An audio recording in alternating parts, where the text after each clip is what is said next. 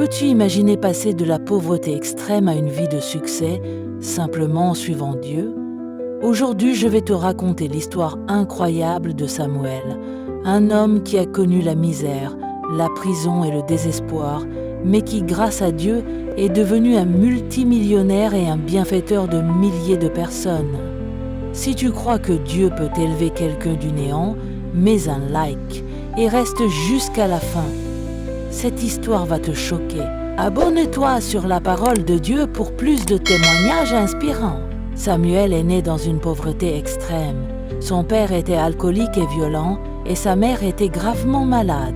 Dès son enfance, il a connu la faim, la peur et la souffrance. À 10 ans, il a commencé à travailler dans la rue, à laver des voitures, vendre de petits objets, mais l'argent ne suffisait jamais. À 12 ans, il a commencé à voler pour survivre. Je ne voulais pas être un voleur, mais j'avais tellement faim. À 15 ans, il est entré dans un gang, pensant que c'était la seule façon de s'en sortir. Il s'est mis à boire, fumer, se battre, vivant sans espoir.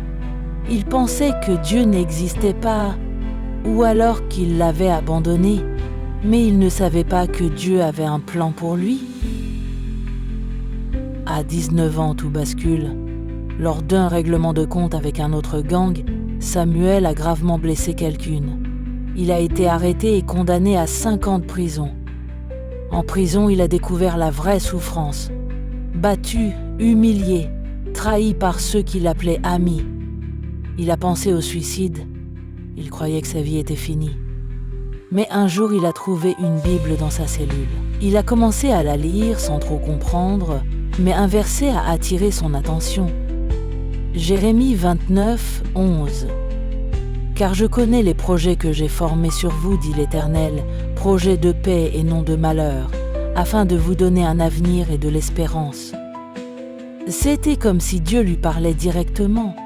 Il a ressenti une chaleur intense dans son cœur. Il a commencé à prier et à demander à Dieu de lui montrer un signe. Le lendemain, un pasteur est venu visiter la prison et a partagé son propre témoignage. « J'étais un criminel, mais Jésus m'a sauvé. » Ce jour-là, Samuel a donné sa vie à Jésus. Il a ressenti une paix qu'il n'avait jamais connue. Après sa conversion, Samuel a complètement changé en prison. Il a arrêté de se battre. Il a commencé à étudier la Bible chaque jour. Il a même commencé à prêcher aux autres prisonniers. Après 5 ans, il est sorti de prison, mais n'avait rien. Il n'avait ni maison, ni famille, ni argent. Il aurait pu retourner à sa vieille vie, mais il a décidé de faire confiance à Dieu. Un jour, il a prié « Seigneur, guide-moi, montre-moi quoi faire ».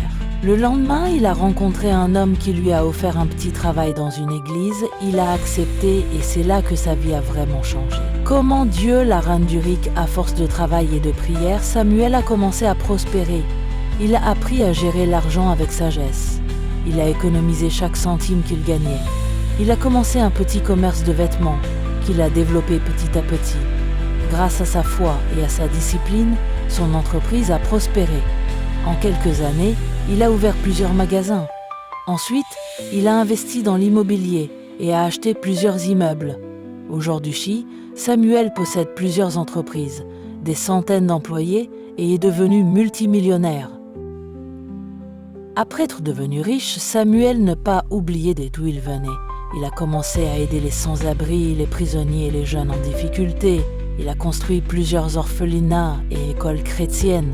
Il a créé un fonds spécial pour aider d'anciens détenus à retrouver un travail.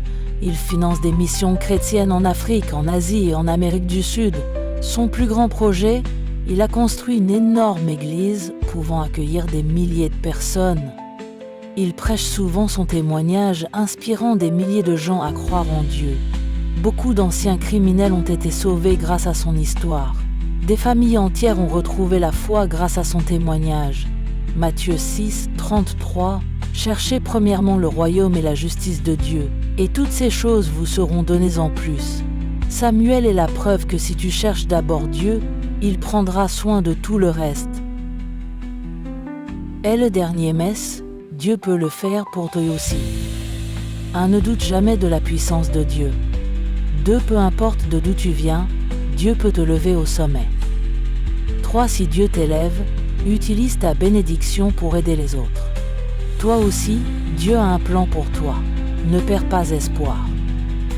Si cette histoire t'a inspiré, mets un like et dis-moi en commentaire comment Dieu a déjà agi dans ta vie. Et surtout, abonne-toi sur la parole de Dieu. Il y a encore tellement de témoignages puissants à découvrir.